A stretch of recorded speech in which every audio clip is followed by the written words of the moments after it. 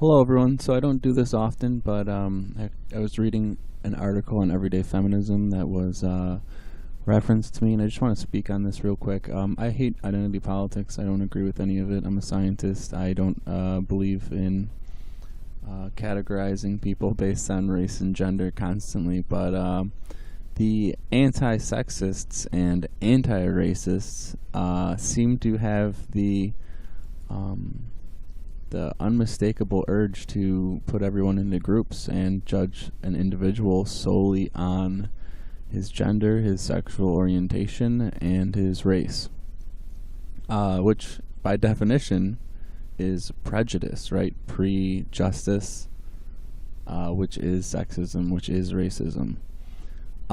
So this is just incredible. I mean, I haven't really read anything like this before. I mean, they use the word oppressed constantly. They use the word privilege constantly. All of these buzzwords just over and over and over again. Patriarchy, feminism, and they imply that any female anywhere is subjugated all of the time to every male everywhere. And same with people of color. They assume that there's this weird hierarchy that exists at all times, when the truth and what conservatives believe is that we're all individuals operating within society, within our own lives, and we're all making independent choices on who we associate with, where we work, what our interests and goals are. So this is a psychological projection. It's a textbook example. You can check it out on Wikipedia. And it's known to occur along groups. So entire nations, entire societies and cultures can whip themselves into a mass hysteria based on psychological projection. There's a lot of evidence of that occurring throughout history. So with that said, this is, if you read this article here, it's really just wildly revealing to the person's inner thought process.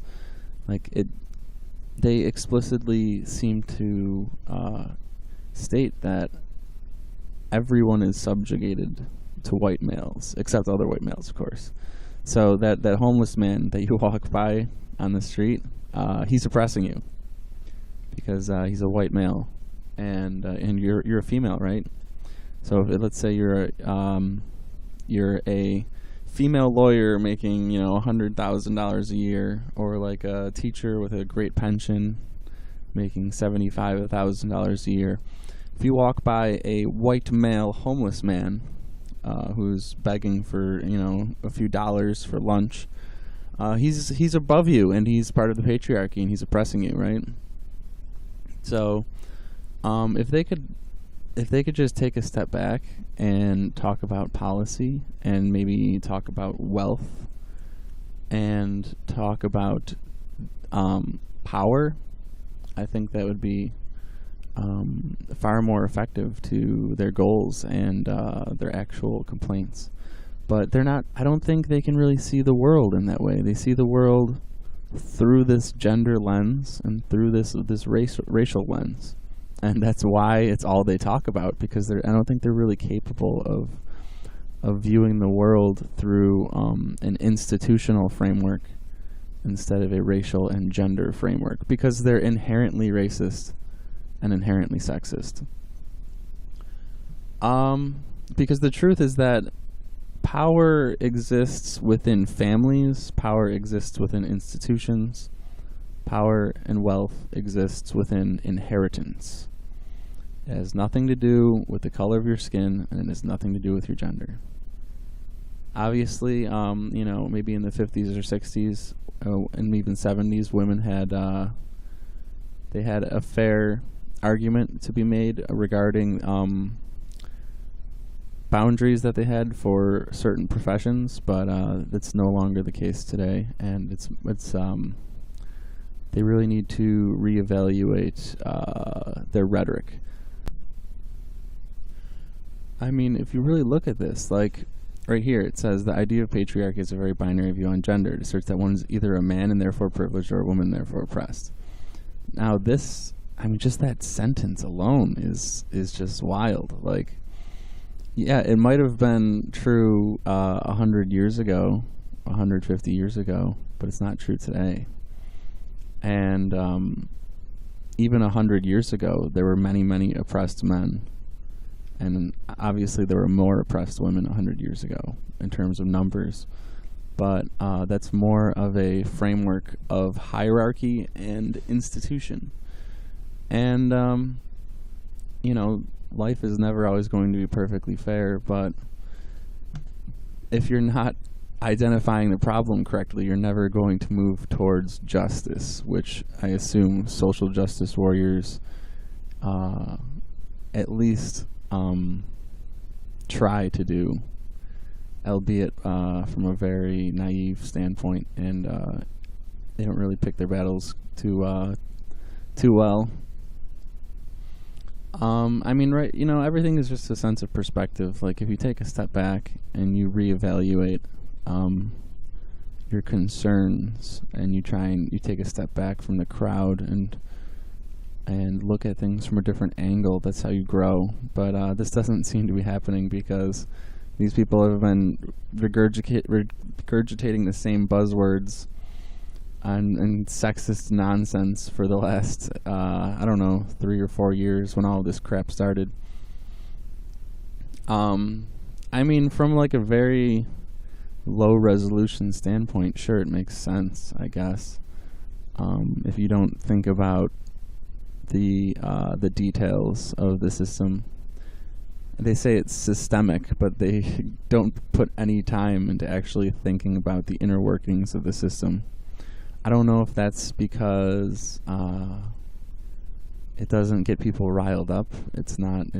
People can't get passionate about talking about numbers and talking about cash flow and talking about I mean, a lot of these thing is, though, like, if we're talking about privilege, right? I would say that most, by far, the most significant privilege in society is inheritance. I'll say it again. Inheritance is the number one privilege in society.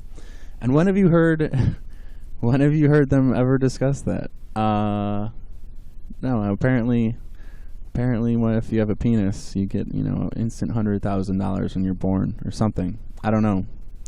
But I don't think I've ever heard these people utter the word inheritance in all of their screaming and all of their nonsense and all of their hatred.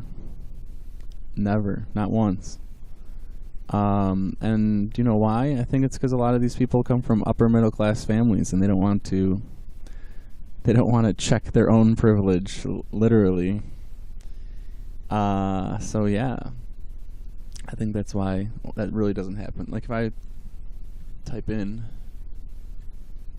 inheritance has 0 hits on this page, but feminism has 22, and privilege has 27. Wow. If I do gender has 24. Like, my God, man, how's this possible? It doesn't make sense. It's just so many buzzwords. I feel nauseous. I can't even read the whole article. And yet, if a woman gets like a $200,000 inheritance, and a white male who's blue collar, struggling to pay the rent, obviously the white male is oppressing the woman who inherited $200,000 in like several rental properties. Hell, the blue collar man could be paying the woman $1,000 a month in rent while she travels the world and vacations in Italy, but she's oppressed and she's oppressed and he's privileged because that's their logic and that's their sexism. So, I mean, if you watch my videos, you'll be aware of my perspective and my focus on not only the market and not only rental costs and gasoline costs, etc., but also efficiency and production and abundance. And I'm also a firm believer in the evils of the Federal Reserve and fiat money, and a centralization of power amongst financial institutions, and especially banking institutions. But have you ever heard of an SJW utter anything anywhere related to that? I mean, I don't even think they know it exists. I'm not even sure if they're capable of comprehending it, to be honest with you. And based on their academic background, obviously colleges hold the Federal Reserve in the highest of regard because the Federal Reserve hands them billions of dollars worth of counterfeit money every single year. So why would they not be supportive of a system like that? But then, we wonder why rent is so high. We wonder why healthcare is so high and education is so expensive. It's because of all this counterfeit money. It's because of all of these careers that otherwise wouldn't exist by this giant flow of cash that never ends. And that's all very left-brained though, and it might be kind of sexist for me to even say this, but the conspiracy theorist world is really known for being mostly male, and the social justice and feminist world is known for being mostly female. So if you look at the discussions and you look at the worldview and you look at their beliefs, it actually seems to go along with evolutionary biology, and it seems to really highlight the truths within evolutionary biology and the theory of evolutionary biology.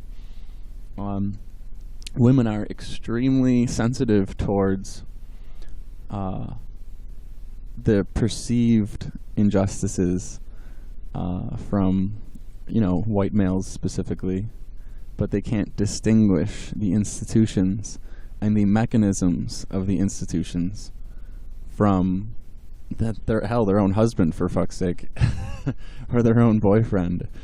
They think like their boyfriend is somehow increasing their rent in some subtle, sinister way, or their boyfriend is increasing the cost of groceries and then secretly receiving a check behind her back from the Illuminati.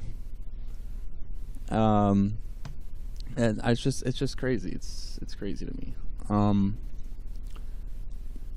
But yeah, I focus on physics. I focus on numbers, right? Because all of this is just like a verbal diarrhea, in my opinion. It's kind of doesn't really have value, and it's all over the place. But you don't want to roll around in it too long and get it all over you, because it spreads disease. It's bad. But numbers are pretty good. Numbers are pretty important. I think these people could use some if they would just step back and reassess why they're impoverished and why they're struggling and why their white male neighbors are also struggling, because that's what helped to get Trump elected in the first place, right? He was like the first president in history to say that America's not the greatest country on earth. So if you think about that, right? If you just think about that fact, it's pretty startling, because the person that they hate is the first person to admit that the world isn't perfect and there is chronic poverty and it has to be addressed, and we should be addressed, and the government should be addressing it, and then they hate him for it. I don't know. A lot of it's just reaction to propaganda. It's a really sad state of affairs, to be honest with you. It's a case of Pavlov's dogs, if you've heard of it from psychology. It was a person who trained his dogs, a scientist trained his dogs to physically salivate every time he rang a bell, because they knew they were going to be fed. And it's the same thing with people, right? Human beings are taught to feel anger and feel attacked and feel threatened every time they hear the word Trump. They're taught to have a negative emotional response.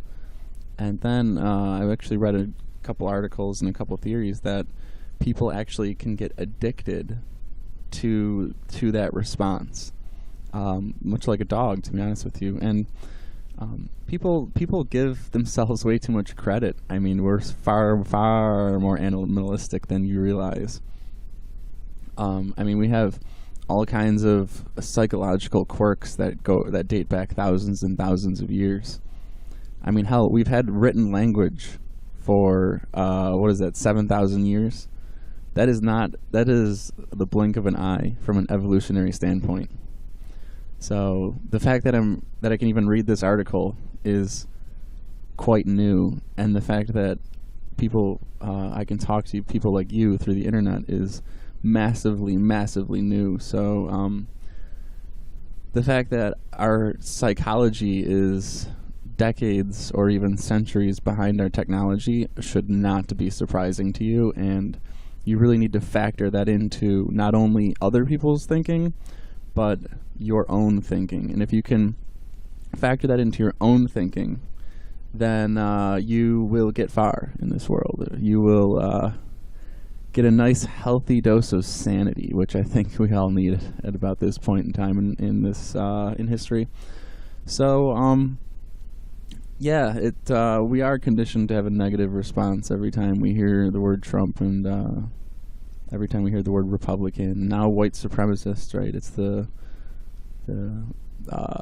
bell that everyone hears. But it's kind of nonsense, right? I mean, Trump doesn't even matter. If you've watched my videos, you realize the whole sham is not only unnecessary, but it also hasn't solved the problems it claims to be trying to solve. And I think it actively ignores and suppresses solutions. That's been my experience, actually. And